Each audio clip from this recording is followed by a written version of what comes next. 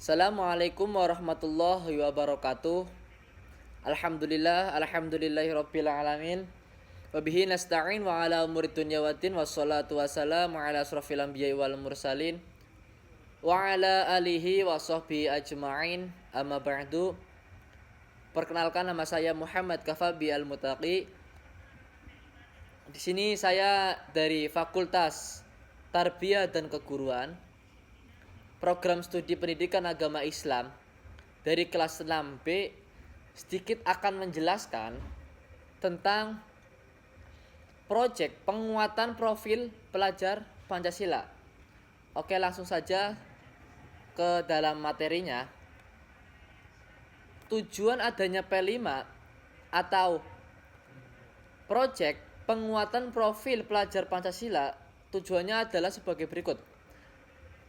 Berdasarkan panduan pengembangan proyek penguatan profil pelajar Pancasila oleh Badan Standar Kurikulum dan Asesmen Pendidikan, P5 diharapkan dapat menginspirasikan siswa untuk berkontribusi bagi lingkungan di sekitarnya. Penguatan P5 bertujuan menjadi sarana optimal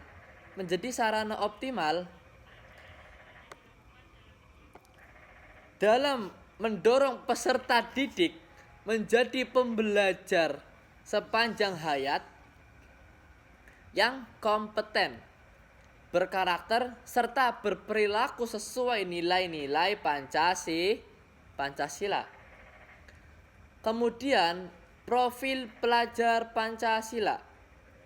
Yang pertama adalah beriman, bertakwa kepada Allah Subhanahu wa ta'ala, dan berakhlakul karimah atau berakhlakul mulia. Yang kedua, berkebinekaan global. Dan yang ketiga, bergotong royong. Yang keempat, mandiri. Yang kelima, bernalar kritis. Dan yang keenam adalah kreatif. Kemudian penerapan P5 dalam pembelajaran. Berikut merupakan beberapa contoh penerapan P5 dalam pembelajaran. Perlu ditekankan bahwa proyek tersebut dapat dilandasi studi kasus dan studi lapangan yang dilakukan oleh peserta didik. Proses tersebutlah yang dapat memberikan kepekaan mereka terhadap berbagai isu sosial yang terjadi di dalam masyarakat. Yang pertama itu adalah proyek pemberdayaan lingkungan dan konservasi air. Kemudian yang kedua adalah proyek pengelolaan gurita untuk ekonomi kreatif. Dan yang ketiga adalah proyek melatih kedisiplinan dan budaya kerja yang baik. Lah, kemudian ada yang namanya tema proyek dan contoh implementasinya. Yang pertama adalah gaya hidup berkelanjutan, yaitu topik konservasi lingkungan, gerakan peduli sampah untuk pencegahan banjir. Yang kedua adalah kearifan lokal atau SMK, tata kecantikan, eksplorasi seni pranata acara adat Jawa. Yang ketiga adalah Bhinneka Tunggal Ika, yaitu topik kerukunan antar agama, membuat dialog lintas agama bersama tokoh-tokoh masyarakat. Yang keempat adalah bangunlah jiwa dan raganya, yaitu jenjang SMP atau SMA dan setara mencari solusi untuk masalah cyberbullying yang merak di kalangan remaja. Yang kelima itu adalah suara demokrasi. Eksplorasi sistem musyawarah yang dilakukan masyarakat adat tertentu untuk memilih kepemimpinan. Ya.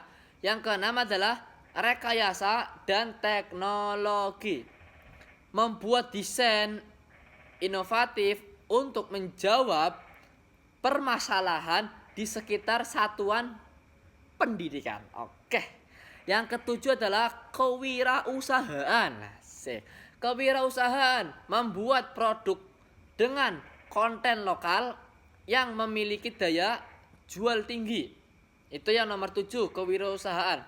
Sedangkan yang nomor 8 adalah kebekerjaan, yaitu kawasan industri sekitar Jakarta, budidaya dan pengelolaan tanaman lokal Betawi. Lanjut, yaitu adalah penutup. 3 hal penting terkait pelaksanaan proyek penguatan profil pelajar Pancasila. Yang pertama adalah proyek ini bukan proyek-proyekan, melainkan proyek yang membangun karakter pelajar kita, karena itu penting bagi kita memahami alur aktivitas proyek sesuai dengan panduan yang sudah diberikan oleh Kemenkubristek. Dengan mengikuti panduan tersebut, kita telah melaksanakan P5. Oke, yang sudah tadi saya jelaskan di awal ya. Oke, terima kasih. Sebagai proses pembentukan karakter, jangan terjebak untuk mendapatkan hasil. Hasil memang penting, tetapi lebih penting daripada itu adalah proses yang lebih utama. Yang nomor 2 adalah libatkan peserta didik secara maksimal dalam setiap tahap proyek.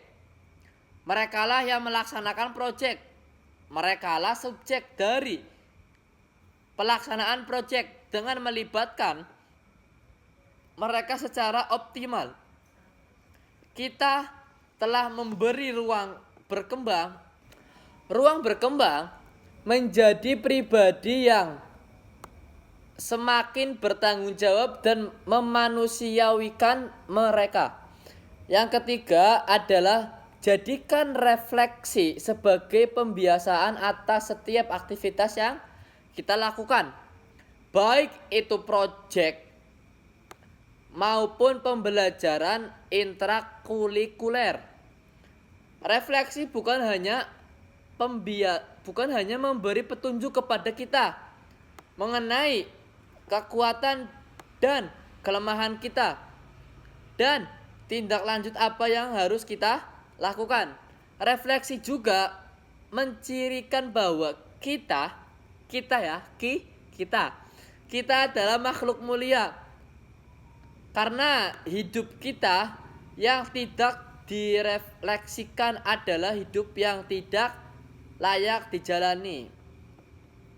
Mungkin cukup sekian dari saya. Kurang lebihnya mohon maaf. Kalau ada salah ya mohon dimaafkan. Wabillahi taufiq wal hidayah. Wassalamualaikum warahmatullahi wabarakatuh. Waalaikumsalam warahmatullahi wabarakatuh.